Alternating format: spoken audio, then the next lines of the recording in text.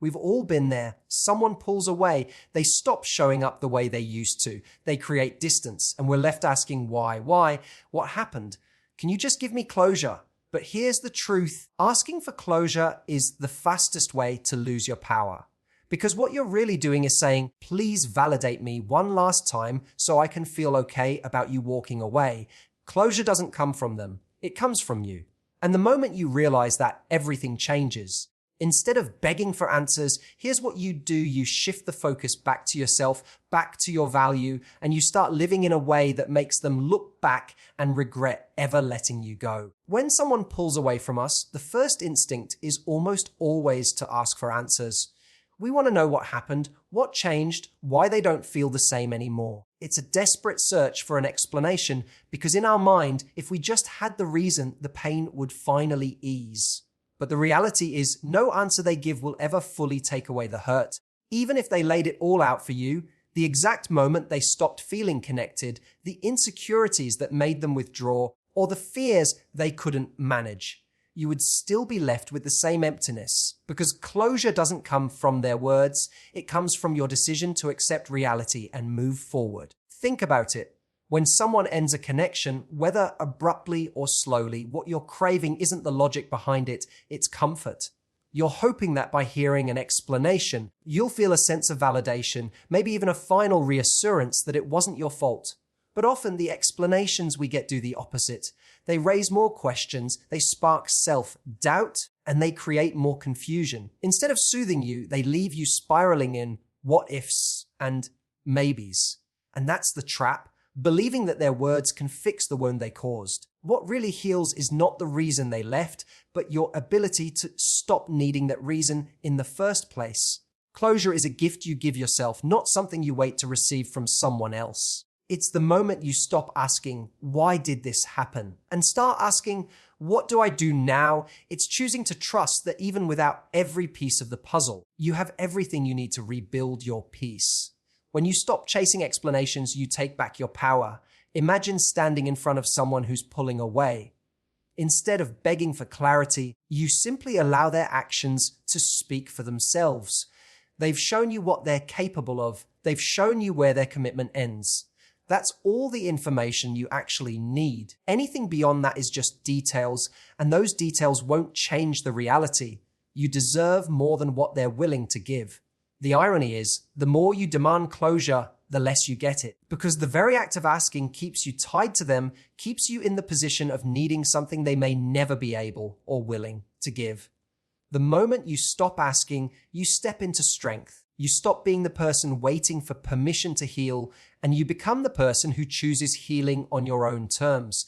And here's the deeper truth. The pain you feel isn't about the absence of an explanation. It's about the loss of what you hoped this connection could become. No amount of reasoning can rewrite that loss. The only thing that can soothe it is your decision to move forward without needing their validation. That is where real closure begins. When a relationship ends or someone starts pulling away, it's easy to get stuck in a loop of overthinking. You replay conversations, reread old messages, and analyze their every word or silence. It feels like if you just think about it long enough, you'll unlock the reason for what happened. But what you're really doing is pouring your energy into a bottomless pit. Every moment spent in that mental replay is energy you'll never get back. Energy that could be fueling your growth, your joy, your confidence. And that's the shift you need to make, taking back the power of where your focus goes. Energy is one of the most valuable resources you have. It shapes your mood, your choices, and the direction of your life. When you let that energy revolve around someone who has already checked out, you're essentially handing them control over your present and your future. They may not even be thinking about you, yet they're still dictating how you feel, what you think about, and how you show up in your own life. That's giving away far too much power. Reclaiming your energy begins with a conscious decision to stop feeding the cycle of obsession. The truth is, they've made their choice. By holding on to the story of them, you keep yourself in limbo. Instead, you can redirect that same intensity into things that actually give back to you. Pour it into your career, into your health, into friendships that uplift you, into new hobbies that light you up. Every time you catch yourself drifting into thoughts of them, use it as a trigger to invest in something that nourishes your life. What makes this shift so powerful is that it changes your identity in the process. Right now, your identity might feel wrapped up in being the person who was left behind, the one who wasn't chosen. But when you redirect your energy, you start building a new version of yourself. Someone stronger, more fulfilled, more independent. You stop being defined by their absence and start being defined by your actions. That's what makes you magnetic. That's what makes people look back and realize what they lost. Another key part of reclaiming your energy is surrounding yourself with the right environment. If you isolate and sit in the silence of your thoughts, you're far more likely to spiral. But if you intentionally place yourself in spaces where you feel supported, inspired, or challenged, you naturally pull your focus forward instead of backward. It could be as simple as spending more time with friends who remind you of your worth, or as bold as throwing yourself into a new community or project. Every new experience becomes proof that your life is bigger than this one person. Ultimately, reclaiming your energy is about remembering that your attention is your currency. You can spend it on someone who walked away, or you can invest it in yourself. And the more you invest in yourself, the less their absence even matters, because your life becomes too full, too exciting, and too meaningful to waste on someone who couldn't see your value. When something ends unexpectedly, or when someone you cared about withdraws, the first question that almost always comes to mind is, why me? It's a natural reaction. You start questioning everything, your worth, your attractiveness, your mistakes. You replay situations, wondering if a different word, a different action, a different moment could have changed the outcome. That question, why me? Comes from a place of pain, but more dangerously, it keeps you stuck. It keeps you locked in the role of the victim, as though life is happening to you and you have no say in how the story goes. The shift happens when you replace why me with watch me. Instead of focusing on what you lost, you focus on what you're capable of building.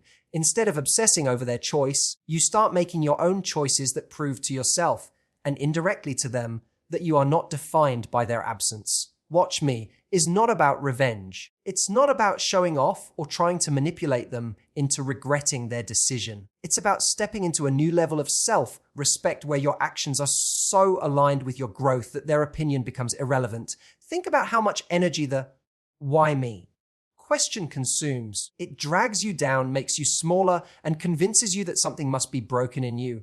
On the other hand, watch me immediately creates forward motion. It says, I'm going to turn this pain into power. I'm going to evolve in ways I didn't even know I could. Suddenly, your energy is going into the gym instead of into overthinking. It's going into learning new skills, spending time with people who value you, taking risks, creating opportunities, or even just showing up every day with more confidence than you did the day before. This shift doesn't just change how you feel about yourself, it changes how others see you too. When someone walks away, part of them expects you to collapse, to stay small, to prove their decision was justified. But when you rise instead, when you thrive, they're forced to reconsider. They begin to see that their absence didn't diminish you, it fueled your transformation. That's when regret begins to creep in, not because you wanted to hurt them, but because your life became the mirror of what they gave up. Watch me is also deeply personal. It's not about waiting for them to notice, it's about proving it to yourself. It's waking up one day and realizing you no longer crave their validation because your own actions have already given you all the validation you need. It's the quiet confidence of knowing you can rebuild, expand, and even surpass who you were before. And the beauty of it is that once you adopt this mindset, you don't even need their recognition anymore. The growth itself becomes the reward. That's the essence of the shift. Why me? Keeps you in the past. Watch me pulls you into the future. And once you step into that space, everything changes. Your energy, your confidence, your presence. You become living proof that their choice to let you go didn't break you. It built you. When someone with avoidant tendencies pulls away, the temptation is to close the gap, to run after them, to bridge the silence with messages, calls, or constant attempts at reassurance. You want to show them that you're still there, still available, still invested. But in doing that, you end up communicating the exact opposite of what creates attraction and respect. You communicate that your peace, your boundaries, and even your sense of self all hinge on their attention. What truly shifts the dynamic is distance, not the kind used to play games or punish, but the kind that comes from protecting your emotional being. Creating distance is powerful because it flips the script. Instead of proving your value through pursuit, you demonstrate it through restraint. You show that you are not someone who needs to beg for connection, that your worth doesn't shrink simply because they've pulled back. Distance becomes a form of self-respect, and that self-respect speaks louder than any words you could ever send. It tells them, without saying a thing, I will not compete for your affection. If you want me in your life, you have to meet me where I am, Bime. The silence you create is not emptiness, it's space. Space for them to feel the weight of what they've lost access to. Space for them to reflect without you constantly filling the void. Space for them to wonder what you're doing, who you're becoming, and why you're not chasing. Avoidants often pull away expecting that you'll come running. It's part of the cycle. But when you step back and protect your energy instead, the expectation is disrupted. That disruption is where regret begins to form. Of course, this isn't about manipulation. It's not about trying to trick someone into wanting you back. It's about aligning your actions with your truth. The truth is that you deserve reciprocity, not crumbs. You deserve someone who shows up consistently, not someone who disappears and expects you to fill in the gaps. By creating distance, you stop enabling their behavior. You stop rewarding withdrawal with pursuit. And instead, you let your absence teach the lesson your presence never could. The most liberating part of this is that the distance is for you, not for them. It's the shield that allows you to regain perspective, to reconnect with your values, and to rebuild your emotional strength. When you step back, you gain clarity. You can finally see their actions for what they are without being blinded by constant contact or emotional intensity. And in that clarity, you realize that the peace you feel without chasing is far more valuable than the anxiety you felt when you were clinging. When you create distance that comes from self-protection, you inevitably command more respect. Even if they don't come back, you've shown yourself that you can walk away from anyone who doesn't meet you halfway. That is the kind of strength that not only makes an avoidant rethink their choices, but more importantly, makes you never settle for less than what you deserve again. One of the most powerful ways to reclaim your sense of worth after someone pulls away is to build a life so full and so rich that they no longer have access to it. When someone leaves, the immediate instinct is often to shrink. You may feel like withdrawing, like waiting for them to notice, or putting your life on pause until they decide what they want. But nothing is more magnetic, more liberating, and more healing than choosing the opposite, expanding your world, pouring into your passions, and creating experiences that remind you of who you are outside of them. When you start investing in yourself, your life begins to take on a new shape. You discover parts of yourself you may have neglected while pouring into the relationship. Maybe it's reigniting a hobby you abandoned. Maybe it's traveling. Maybe it's building your career or taking your health more seriously. Whatever it looks like, it sends a very clear message. Your happiness does not begin and end with one person. Your joy isn't conditional on their approval, and your story doesn't pause because they walked away. What makes this transformation so impactful is that it creates contrast. While they may expect you to sit around waiting, replaying every moment and longing for their return, instead you're moving forward. You're not just surviving, you're thriving. This contrast is what makes someone regretful. They realize that the world they stepped out of has grown into something extraordinary, and they no longer have a place in it. They see that the version of you who once needed them is gone, replaced by someone who doesn't just stand on their own, but shines brighter than before. The beauty is that this shift isn't just about them. It's about building a life that feels so good to you that whether or not they look back doesn't even matter. At first, you may start with the quiet hope that they'll notice. But over time, you realize the real reward is in how you feel about yourself. The freedom, the confidence, the joy of being busy living instead of waiting, all of that becomes its own closure. You don't need their attention anymore because your life is already giving you everything you need. And here's the truth: when someone avoids intimacy, when they walk away, they often count on the fact that you'll still be there if they decide to return. They assume you'll remain available, unchanged, waiting. But when you build a life they can't access anymore, you take away that safety net. You show, without having to announce it, that your world keeps moving, with or without them. That realization can sting in a way no conversation ever could. More importantly, you give yourself the greatest gift. You become too engaged in your own growth to ever settle for being half chosen again. Your life becomes the proof of your resilience, your standards, and your value. And in that life, regret belongs to them, not to you.